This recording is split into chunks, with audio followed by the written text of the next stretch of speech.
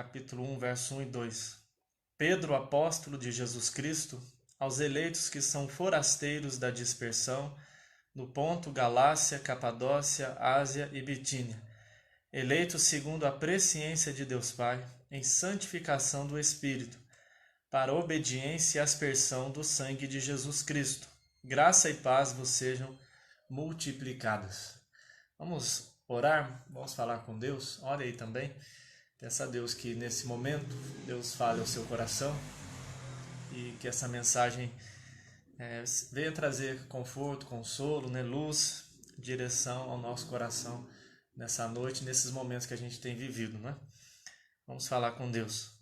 Senhor Deus, Deus Pai, nosso Criador, nosso Salvador, nosso Redentor, no nome de Jesus, neste momento, ó Deus, apesar de não estarmos fisicamente juntos, mas estamos unidos, porque estamos unidos em Cristo e unidos em Teu nome, Senhor.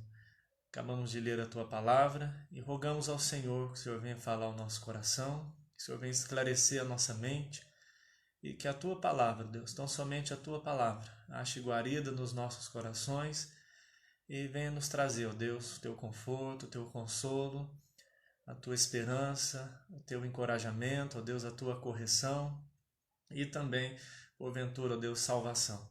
Nós oramos no nome de Jesus. Amém. Pessoal, nós estamos, Rafael, Jair, nós estamos em 1 Pedro, capítulo 1, versos 1 e 2. Nós vamos meditar neste texto, nesta noite, será o nosso estudo bíblico. Não tem sido fácil, né, pessoal, nós ficarmos longe de quem nós amamos, né? Nossa vida aí mudou drasticamente, de maneira muito rápida.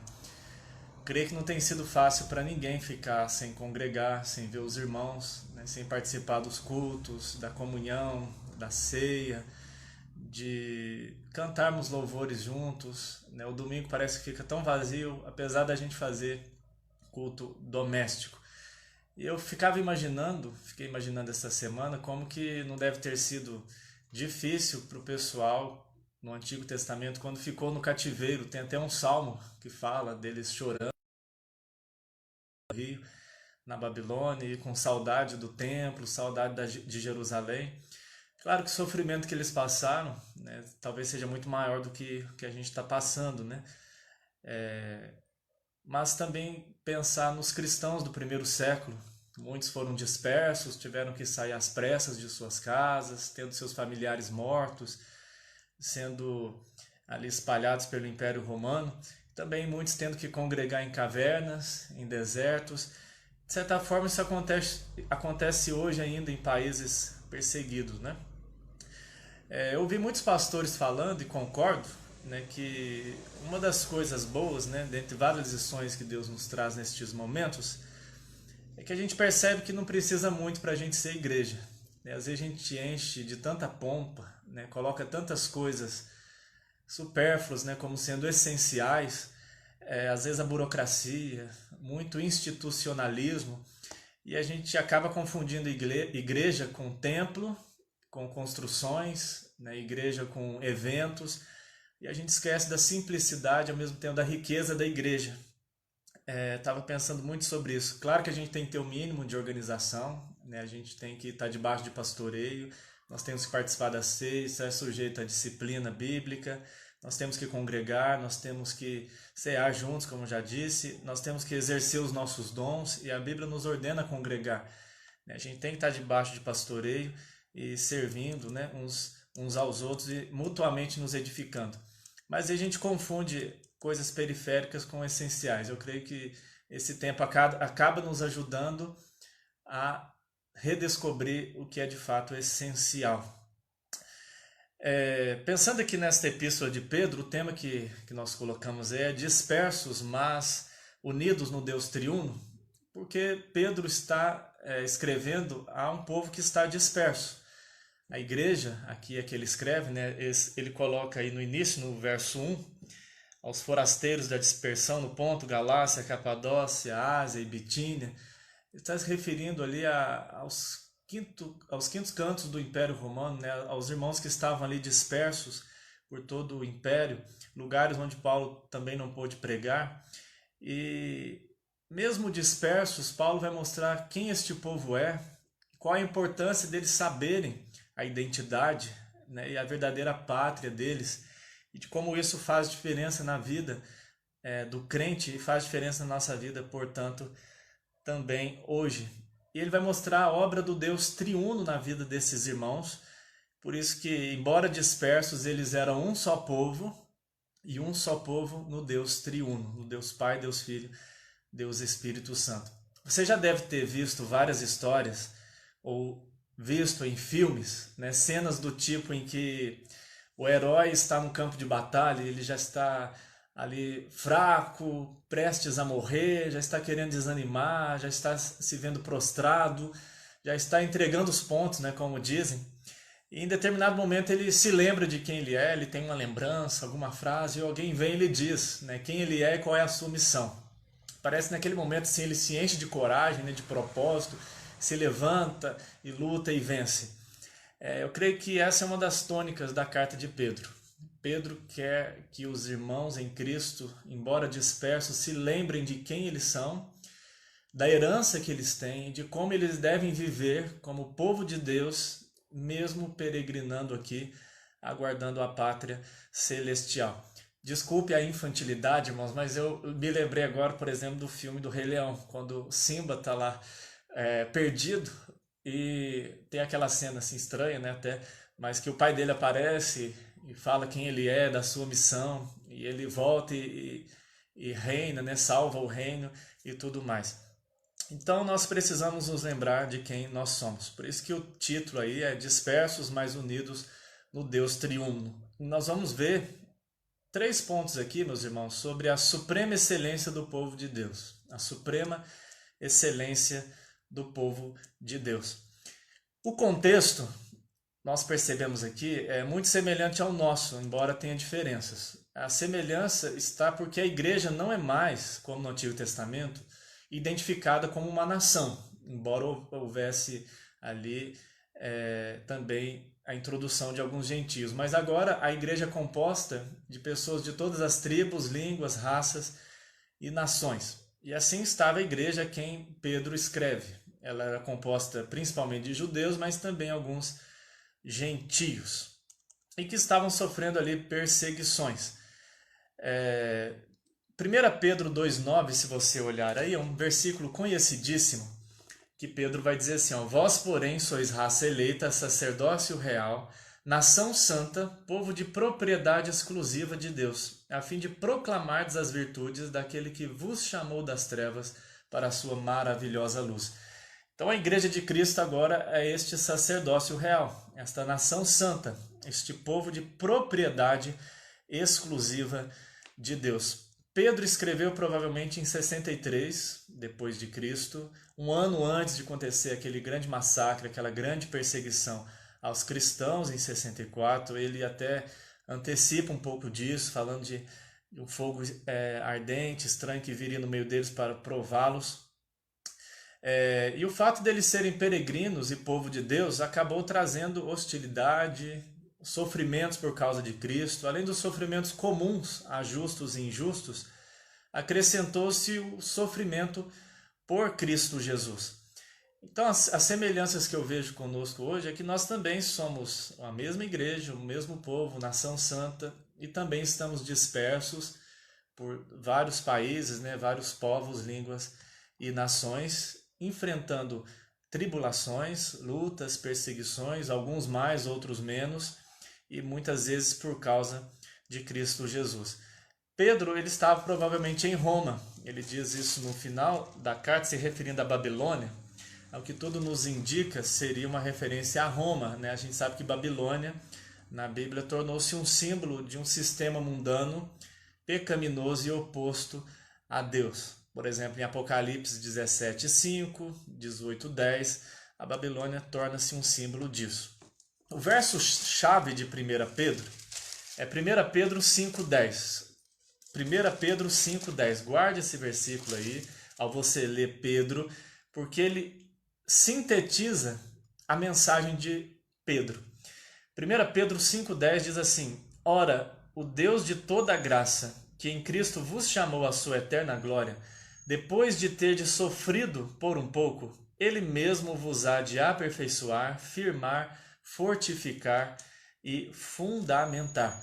Então aqui nós temos a essência do que Pedro quer nos ensinar, que Deus é o Deus de toda graça, que Ele nos chamou em Cristo para uma glória eterna e que nós vamos sofrer, comparado à eternidade a sofrer por um pouco, mas que o próprio Deus há de nos firmar, fortificar, né, aperfeiçoar e fundamentar.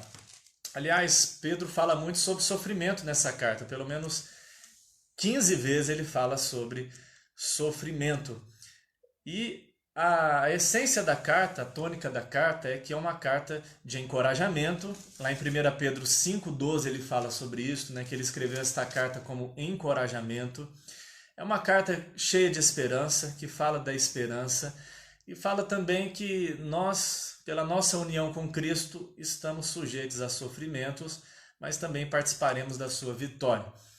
Há muitas referências ao Antigo Testamento e em uma frase, né, além do versículo que nós lemos, Pedro, a mensagem que ele traz é que o povo santo de Deus deve viver como forasteiro, uma vez que pertence à pátria celestial, e deve viver assim em santidade e humildade e honrar a Cristo, estando sempre prontos a sofrer por Ele. Vou repetir. O povo santo de Deus deve viver como forasteiro, uma vez que pertence à pátria celestial, e assim viver em santidade e humildade e honrar a Cristo, estando sempre prontos a sofrer por Ele. Então, nós estamos falando aí sobre dispersos, mas unidos no Deus triuno. O primeiro ponto nosso nos versos 1 e 2 é a suprema excelência do povo de Deus. E não é uma excelência que é do próprio povo. Não é intrínseca a nós. Não é porque nós somos excelentes, valorosos, valiosos por nós mesmos. Mas é por causa da própria obra de Deus em nós. Em primeiro lugar, nós encontramos aí a supremacia da nossa origem. No verso 1 e 2, nós encontramos aí a saudação. Mas na própria saudação a gente já encontra uma riqueza muito grande de ensino e de teologia. Pedro diz assim, né? Pedro, apóstolo de Jesus Cristo, ele é apóstolo autorizado, enviado, comissionado pelo próprio Cristo, tem autoridade de Cristo, não é como os apóstolos, né? Os apóstolos modernos que se auto-intitulam apóstolos. Ele é apóstolo de Jesus Cristo, né? Como Cristo diz, ele é fundamento da igreja, né? Os apóstolos, o ensino dos apóstolos. E ele vai dizer assim, aos eleitos que são forasteiros da dispersão. Então, a origem do povo de Deus, dessa nação santa, desse sacerdócio real, está no próprio Deus. Eles são eleitos por Deus, né? Eleitos que são forasteiros da dispersão. E no verso 2 ele vai dizer assim, eleitos segundo a presciência de Deus Pai. Então, a origem da igreja, a igreja nasce dos decretos eternos de Deus. A igreja não é um plano B de Deus, não é um acidente, não é algo de última hora, também não é da vontade humana, não vem da religiosidade humana, do esforço humano, até porque Paulo vai nos dizer que não há um justo em Romanos 3, nenhum sequer, não há quem entende, não há quem busque a Deus, todos se extraviaram ali, ele também está trazendo o mesmo ensino de um dos salmos. Mas a igreja nasce do decreto de Deus. E por que isso é maravilhoso? Porque a igreja, a nossa vida, o nosso destino está firmado nos decretos eternos de Deus e assim no caráter do próprio Deus. Quando diz aqui que nós somos eleitos segundo a presciência de Deus, não é porque Deus é onisciente, ele vive na eternidade e ele prevê o futuro e viu que a gente ia crer, então já nos escolheu antes. Se Deus vive na eternidade, ele não vai ficar refém de uma decisão na história. E este conceito de presciência ou de um conhecimento prévio na Bíblia, ele não é simplesmente um conhecimento intelectual, ele é um conhecimento relacional. Quando diz que Deus conhece alguém, quer dizer que Deus se relaciona em amor, que Deus se revela. Por exemplo, quando Jesus falar àqueles que não creram nele, até falsos profetas que fizeram muitas coisas em seu nome, ele vai dizer, eu nunca vos conheci. Não é que Jesus vai dizer assim, nunca vi você na minha vida, não sei quem você é. Nunca vos conheci, nunca me relacionei com vocês. Vocês não têm relacionamento comigo. Então, o que Pedro está nos ensinando aqui, e por exemplo em Romanos 8, 29, Paulo também vai dizer que aos que de antemão conheceu, os predestinou. Este conhecimento relacional quer dizer que Deus nos amou. Deus resolveu nos amar. E por quê, meus irmãos? Pelos seus decretos eternos. Com certeza, não é por nenhuma razão que haja em nós. Spurgeon, por exemplo, disse uma frase muito interessante, quando ele falou assim: eu sei que foi Deus que me escolheu, porque se ele não me escolhesse, eu jamais o escolheria. Ele me escolheu antes de eu nascer, porque depois, certamente, jamais o faria. E ele me escolheu por razões que eu desconheço, porque eu não conheço em mim mesmo nenhuma razão pela qual me escolhesse, e não outros. Então é simplesmente pelos decretos eternos de Deus, né? Deuteronômio 29, 29 diz que as coisas reveladas pertencem a nós e as encobertas a Deus. Paulo, após explicar o plano de salvação na carta de Romanos, que é uma das cartas mais densas, mais profundas, ele vai louvar a Deus, ele vai dizer: ó profundidade da riqueza, tanto da sabedoria como do conhecimento de Deus, quão insondáveis são os seus juízos, inescrutáveis os seus caminhos. Quem conheceu a mente do Senhor, quem primeiro deu a ele para que ele venha a ser restituído, porque dele, por meio dele, para ele são todas as coisas. Então Deus nos escolheu por graça, por misericórdia, não foi por nenhum mérito que ele tenha visto em nós, mas ele nos escolheu por graça. E ele nos escolheu não dentre um bando de seres humanos justos e merecedores de alguma coisa. Não é igual você que escolhe lá o seu feijão e você separa os bons dos ruins. Só tinham ruins, né? Nós pecamos e carecemos da graça de Deus. Mas Deus manifestou a sua graça, né? Nós estávamos num estado aí de miséria, e se não fosse esse decreto eterno de Deus, né, que pertence à sua vontade, à sua soberania, certamente não viria de nós. Então a igreja, meus irmãos, a suprema origem da igreja está nos decretos eternos de Deus. Não nasce de nós, não nasce da nossa vontade. João Calvino diz algo interessante. Ouça aí, João Calvino. Deus não nos deixaria em dúvida, nem nos esconde seu conselho, a ponto de nós não podermos saber como a nossa salvação foi assegurada. Antes nos chamou a ele por seu evangelho e selou o testemunho de sua bondade e amor paterno em nossos corações. Então, tendo tal certeza, vamos glorificar a Deus, pois que ele nos tem chamado por sua livre misericórdia. Vamos descansar em nosso Senhor Jesus Cristo, sabendo que ele não nos tem enganado, quando ele fez com que fosse pregado, que ele deu a si mesmo por nós, e testemunhado isto pelo Espírito Santo.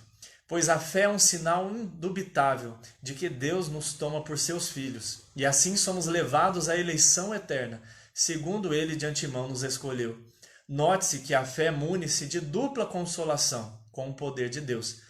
Primeiro, porque sabe que ele tem amplíssimo poder e disposição para fazer-nos bem, visto que o seu braço se estende para reger e governar todas as coisas, que o céu e a terra lhe pertencem, e que também é dele o senhorio, e toda criatura depende de sua boa vontade aplicada a levar avante a salvação dos crentes. Segundo, porque vê que em sua proteção há segurança suficiente, visto que todas as coisas que poderiam frustrá-lo estão sujeitas à sua vontade, e que o diabo é reprimido por sua vontade, como que por rédeas, ele todas as suas maquinações. Em resumo, porque tudo quanto poderia contrapor-se à nossa salvação está submisso ao comando de Deus. Meus irmãos, que segurança que isso traz na nossa vida, e principalmente em momentos de tribulação. Saber que nós estamos seguros nas mãos de Deus, que ele nos amou não por algo que há em nós. O amor de Deus não depende de nós. A Bíblia diz que está em Cristo Jesus. Ele nos amou em Cristo pelos méritos de Cristo. E é um decreto eterno de Deus. Não é porque Deus viu algo em nós. Se dependesse de nós, se a segurança de salvação estivesse em nós, a gente sabe que a gente já tinha perdido há muito tempo. Graças a Deus, porque pertence a Deus, como diz Jonas, a Deus pertence a salvação. Que maravilha neste momento saber que nós estamos nas mãos deste Deus e que este povo tem esta suprema origem em Deus. Nós nascemos da vontade de Deus, esse povo que é sacerdócio real e nação santa. Então eu creio que uma das primeiras aplicações que a gente pode trazer é louvor e adoração, como Paulo diz, ó profundidade da riqueza, é quebrantamento, humildade. Esta carta vai falar muito de humildade, meus irmãos, humildade diante de Deus e humildade para servir uns aos outros, porque o fato de sermos escolhidos por Deus para a salvação, por pura graça, quebra o nosso orgulho, porque toda religiosidade humana é baseada em desempenho do homem. Eu faço para merecer, eu faço para alcançar. Mas quando a gente ouve que o evangelho é pela graça, isso quebra o nosso orgulho e deve nos manter humildes aos pés de Cristo e humildes também uns com os outros. E também além da confiança, meus irmãos, que nós devemos e podemos ter e gozar e experimentar.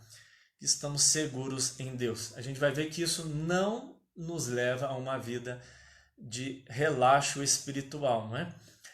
Mas em segundo lugar, meus irmãos, além da suprema excelência deste povo, nós encontramos também a suprema excelência da sua natureza.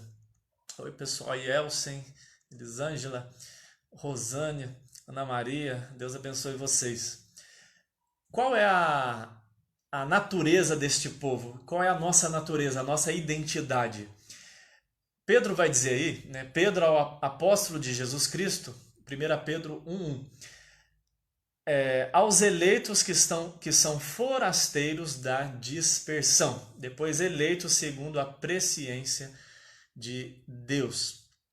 Pedro vai dizer que nós somos forasteiros, ou seja, um forasteiro é alguém que está aqui de passagem, ele não é um cidadão permanente deste mundo ou de algum local.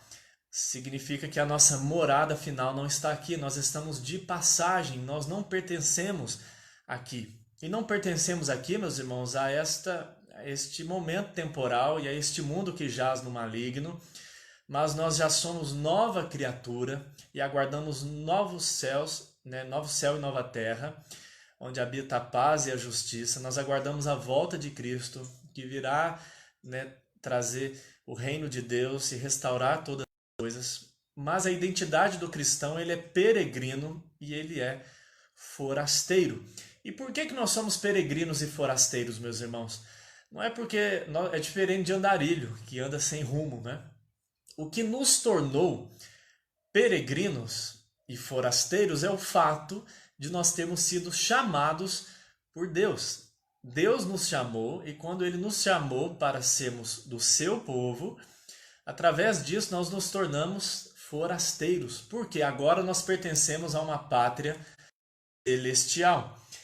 Agora nós somos nação santa, povo de propriedade exclusiva de Deus. E Pedro vai dizer, por exemplo, lá em 1 Pedro 2,11, o seguinte: amados, exorto-vos como peregrinos e forasteiros que sois, a vos absterdes das paixões carnais que fazem guerra contra a alma. Então nós somos peregrinos e passageiros. Vá lá em Filipenses, que Paulo também nos ensina este conceito, além de outros lugares, né? Filipenses, capítulo 3, verso 20, vai dizer o seguinte, Filipenses 3:20, pois a nossa pátria está nos céus, de onde também aguardamos o Salvador, o Senhor Jesus Cristo. Então, meus irmãos, a nossa identidade é que agora nós somos cidadãos dos céus, nós pertencemos à pátria celestial. É claro que, por um lado, nós somos cidadãos deste mundo, não do mundo caído, mas do mundo como criação de Deus. E nós devemos ser sal da terra e luz do mundo, nós podemos e devemos nos envolver com as coisas deste mundo, com o trabalho para a glória de Deus, com o lazer para a glória de Deus, com a política para a glória de Deus, com todas as esferas da vida humana para a glória de Deus, sendo sal da terra e luz do mundo e testemunhando, mas fazendo estas coisas, meus irmãos, não como se a nossa vida se resumisse aqui, como se nós fôssemos ficar aqui para sempre, e nem com a ilusão de que algum dia algum sistema de governo ou econômico ou político vá representar perfeitamente o reino de Cristo, porque Cristo já disse que o reino dele não é deste mundo. A gente pode influenciar, pode salgar, mas não há nenhuma cultura que expresse o cristianismo. O cristianismo, em sua plenitude, virá com a volta de Cristo, embora nós possamos trabalhar aí e ajudar no processo de, vamos dizer, transformar, né, onde nós estivermos, influenciar com o Evangelho, com a palavra de Deus. Mas a nossa cidadania, ela está nos céus, nós pertencemos a uma pátria celestial. Meus irmãos, como você tem se visto, meu irmão, nesses dias? Eu creio que momentos como estes nos ajudam muito a verificar, né? São termômetros da nossa espiritualidade para verificar o quanto o nosso coração está nas coisas do alto ou está nas coisas aqui da terra. O quanto nós ainda somos apegados aqui na terra. Não sei se foi Russell Shedd, salvo engano, ele disse acerca de uma enfermidade, né, que era o modo de Deus desmamar ele da terra. E às vezes nessas situações nós percebemos o quanto nós somos ainda apegados. Meus irmãos, é claro que a gente se entristece com o sofrimento, né? A gente não quer que ninguém passe por dor, embora o luto seja real, todos nós vamos morrer mesmo um dia, mas isso significa que a gente vá tentar a Deus e se lançar na morte, já falamos aqui sobre isso. Mas também, por outro lado, meus irmãos, a gente não pode ter medo de se encontrar com Cristo. Esse apego excessivo às coisas aqui, esse desespero, como se a gente fosse ficar aqui para sempre, como se a gente tivesse que segurar a nossa vida aqui o máximo possível, porque parece que não tem outra coisa além disso, a nossa vida se resume a isto aqui, como se não houvesse uma esperança muito maior. Paulo nos ajuda muito em Filipenses capítulo 1 a entender isto. Para mim o viver é Cristo e o morrer é lucro, ou seja, para viver só vale a pena se for por Cristo. O meu viver é Cristo, e se eu morrer eu estou no lucro. Ele diz, né, eu fico constrangido porque eu quero continuar aqui frutificando, mas ao mesmo tempo eu quero estar com Cristo, que é incomparavelmente melhor. Então nós somos cidadãos dos céus, e foi assim que os crentes na galeria da fé se comportaram. Olhe lá em Hebreus, capítulo 11, verso 13. Hebreus 11, 13. Diz assim: todos estes morreram na fé, sem ter obtido as promessas, vendo-as, porém, de longe, e saudando-as, e confessando que eram estrangeiros e peregrinos sobre a terra. Olha que lindo isso, irmãos, que estes irmãos do Antigo Testamento, eles viviam de maneira tal, embora fossem falhos, como homens que nós somos, mas que eles davam testemunho de que eles aguardavam uma pátria celestial. É triste quando nós crentes damos um testemunho contrário. A gente fica desesperado igual quem não tem fé, como quem não tem esperança, como quem não tem Cristo, como quem não aguarda a verdadeira vida eterna. E a gente fica com as mesmas atitudes e reações como quem não tem essa palavra e essa esperança. É triste vermos cristãos se comportando assim, e Deus nos livre de comportar assim também. E se a gente tem se comportado assim, a gente tem que mudar de postura e ter esta paz, esta esperança, essa convicção e dar um testemunho de que a gente ama a vida porque ela é um dom de Deus, a gente vive para a glória de Deus, mas também a morte não é um terror para nós. Ela já foi vencida por Cristo Jesus. Então essa é a suprema excelência da nossa natureza. Nós somos peregrinos, forasteiros. Nós somos eleitos, um povo eleito, e a eleição nos tornou forasteiros, e por conta disso, talvez nós vamos passar, talvez não, né? Nós vamos passar por tribulações e por perseguições, por blasfêmias, por calúnias, por martírios, mas porque agora nós pertencemos a uma pátria celestial. Pessoal, então nós estamos aqui de passagem, viu? Nós somos embaixadores, como Paulo diz, né, de Cristo Jesus. Então, meus irmãos, nós vimos a supremacia da nossa origem. A igreja, este povo, nasceu dos decretos eternos de Deus. Nós vimos a supremacia da nossa natureza. Nós somos forasteiros, peregrinos, porque nós somos cidadãos dos céus, concidadãos, né, dos céus, e nós pertencemos a uma pátria celestial, embora também vivamos aqui para a glória de Deus. Mas em último lugar, meus irmãos, nós encontramos também a excelência do nosso propósito. Qual que é o propósito deste povo? Por que que Deus escolheu este povo, salvou este povo? No verso 2 do capítulo 1 de 1 Pedro, Pedro vai dizer assim: eleitos segundo a presciência de Deus Pai, em santificação do Espírito, para a obediência e aspersão do sangue de Jesus Cristo. Graça e paz vos sejam multiplicadas.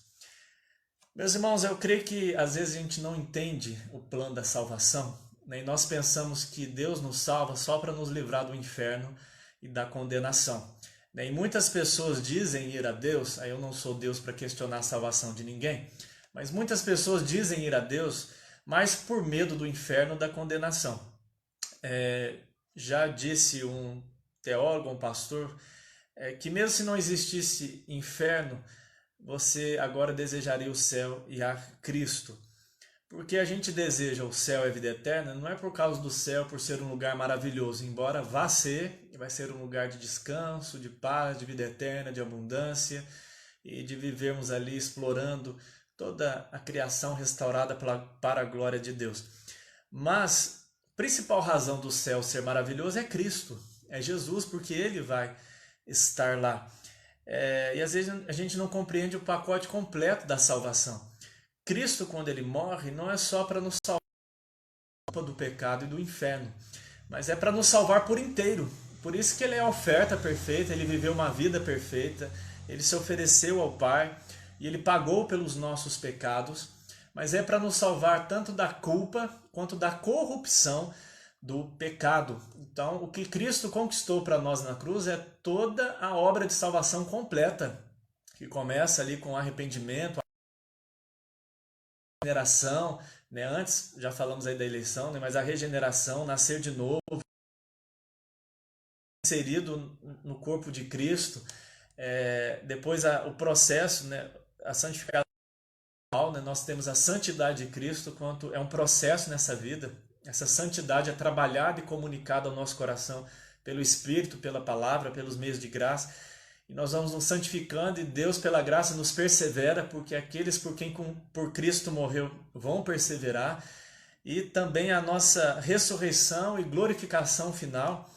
Cristo comprou tudo isso, só que muitos ficam só na culpa, né? E esquecem que Cristo nos salvou também da corrupção do pecado. Muitos acham assim: eu fui salvo, então vou viver do jeito que eu quiser. Pedro aqui está dizendo que nós fomos eleitos em santificação do Espírito, né? O Espírito nos separou do pecado, ele nos regenerou, ele nos deu um novo nascimento, nos deu um novo coração, ele colocou em nós, né, uma nova disposição de vida espiritual. O velho homem foi crucificado com Cristo e agora nós nascemos de novo, nós somos habitados pelo Espírito Santo, o Espírito nos santifica, o Espírito ora por nós e em nós, ele nos guarda, nos conforta, nos consola, ele fala ao nosso coração. Então, nós fomos eleitos pela santificação do Espírito, e ele diz aí, para a obediência. Então, Deus nos chamou, Deus chama este povo para servi-lo, para adorá-lo, para glorificá-lo com as suas vidas, com a sua mente, com o seu coração, com o seu testemunho. São vidas consagradas. E isso vem desde o Antigo Testamento, quando Deus, pela graça, né, escolhe lá os nossos pais na fé, depois forma a nação de Israel. Deus salva aquele povo pela graça, estabelece o meio daquele povo se relacionar pela graça com ele, do povo tratar o pecado, do povo ser uma nação distinta. E Deus ali quer daquele povo um relacionamento de obediência, de amor e de vida. E assim é conosco hoje também, né? Deus nos salva pela graça, mas para a obediência e aspersão do sangue de Cristo. John Owen, um puritano, vai dizer que a única prova da nossa eleição para a vida e glória é a santificação operada em cada fibra do nosso ser. Se você for lá em 2 Pedro, olha o que Pedro vai dizer, 2 Pedro, capítulo 1, verso 10. 2 Pedro 1,10, ele vai dizer assim: por isso, irmãos, procurai com diligência cada vez maior confirmar a vossa vocação e eleição, porquanto procedendo assim, não tropeçareis em tempo algum. Então, meus irmãos, nós precisamos aí buscar evidências na nossa vida de que nós somos salvos. Não que essas evidências são a causa de nós sermos salvos, mas se não há frutos na nossa vida, se nós não percebemos mudança de coração, se Cristo não é Senhor e Salvador da nossa vida e Senhor também, a gente tem que repensar nossa fé e nosso relacionamento com Deus. Não é que nós somos salvos pelas obras, mas também não somos salvos sem elas. As obras são uma evidência da salvação. Assim como a evidência de uma árvore sadia são os frutos.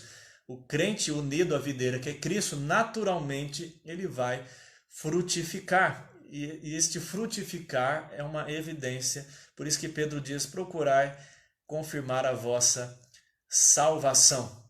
Então nós temos este propósito. E Pedro vai dizer a aspersão do sangue de Jesus. Pedro, aqui conhecedor do Antigo Testamento, ele está se referindo àquele momento em que o sacerdote aspergia o sangue do sacrifício do cordeiro sobre o povo, e ali havia perdão de pecados, né, expiação de pecados. Então é maravilhoso aqui, meus irmãos, perceber isto no propósito de Deus, e a gente vê aqui o Deus triuno salvando este povo, porque o Deus Pai escolhe por graça, ele escolhe para si a sua família, o seu povo, pela graça, dentre pecadores. E na história, né, ele fez isso na eternidade. Na história, Cristo Jesus vem e derrama o seu sangue, a sua vida, para salvar este povo. E na nossa história, na sua história, houve um dia em que o Espírito Santo aplicou a salvação, a obra de Cristo na sua vida. Então lembre desses 3 momentos principais na vida do cristão. O momento na eternidade em que Deus, por graça, nos escolheu. O momento na história em que Cristo vem e realiza essa salvação. Compra essa salvação por nós, derramando a sua vida. E o momento em que ele te alcançou, o Espírito Santo, aplicando esta salvação. Por isso que o título da nossa mensagem é Dispersos, mas unidos no Deus triuno. Porque a salvação é uma obra do Deus triuno. O Deus Pai nos amou e nos escolheu por graça. O Deus Filho morre por nós. E o Deus Espírito aplica a salvação no nosso coração. E essa é a excelência do propósito do povo de Deus. É um povo eleito para a obediência e a aspersão do sangue de Cristo Jesus. E Pedro vai dizer isso mais à frente, meus irmãos. Ele disse lá, por exemplo, em 2,11, né? Amados, exorto-vos como peregrinos e forasteiros que sois, que vos absterdes das paixões carnais. É como se dissesse, vivam como vocês são, assumam a identidade. Já que vocês agora são forasteiros e peregrinos, vocês não podem se entregar mais ao pecado, às paixões carnais. Então há uma aplicação disso na própria carta. O fato de eu ter sido amado, escolhido e alcançado tem que evidenciar na vida prática. 1 Pedro 1,15. Pelo contrário, segundo é santo aquele que vos chamou, tornai-vos santo também vós mesmos em todo o vosso procedimento. Então essa é a suprema excelência, né? O propósito supremo deste povo. Então nós vimos nesta noite, meus irmãos, que nós estamos dispersos, mas unidos no Deus triuno, porque a salvação é uma obra do Deus trino. Nós vimos a suprema excelência do povo de Deus. Saiba que mesmo agora separados, cada um na sua casa, nós temos uma origem em comum. Nós nascemos de Deus. Viu, meu irmão? Coisa linda, né? Saber que a gente está unido porque nasceu em Deus. Oh, misericórdia! Matthew Henry disse assim, que quando a gente chegar no céu, nós vamos ter surpresas, porque nós não vamos encontrar quem esperávamos encontrar, vamos encontrar quem nós não esperávamos, e a maior surpresa é nós mesmos nos encontrarmos lá. Pura graça, meus irmãos, pertencemos à família de Deus. Nós vimos a suprema excelência da nossa natureza, nós somos cidadãos dos céus.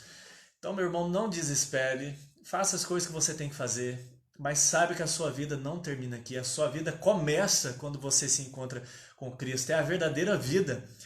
Claro, ela começa a nova vida quando Cristo vem ao seu coração. Mas a vida plena, eterna, está por vir, não é o fim. Para nós é o começo de uma eternidade sem fim. Então nós somos cidadãos dos céus. Vamos fazer o que a gente tem que fazer, vamos se envolver, vamos ajudar, vamos demonstrar amor cristão. Mas saiba que você pertence à pátria celestial. E que eu e você temos um propósito, que é obedecermos a Deus, glorificarmos a Deus. E nós vamos ver mais adiante, em outro estudo, que Pedro vai falar justamente disso na carta. Nós fomos chamados para glorificar a Deus, mesmo em meio ao sofrimento, às perseguições, porque Cristo sofreu e nos deixou exemplo, e nós participamos dos seus sofrimentos e também vamos participar da sua vitória e da sua glória. Meus irmãos, concluindo aí, no final do verso 2, Pedro diz, né, graça e paz vos sejam multiplicadas. Duas palavras doces, não é? Do Evangelho, graça e paz. Graça é o favor imerecido de Deus, é a raiz, é a causa de tudo. Paz é o fruto da graça. Pela graça nós temos paz com Deus, relacionamento com Deus, segurança e vida eterna. Glória a Deus pela sua graça e glória a Deus pela sua paz, e que elas de fato, né, a graça e a paz sejam multiplicadas na vida deste povo que é forasteiro, que está disperso. Meus irmãos, vamos então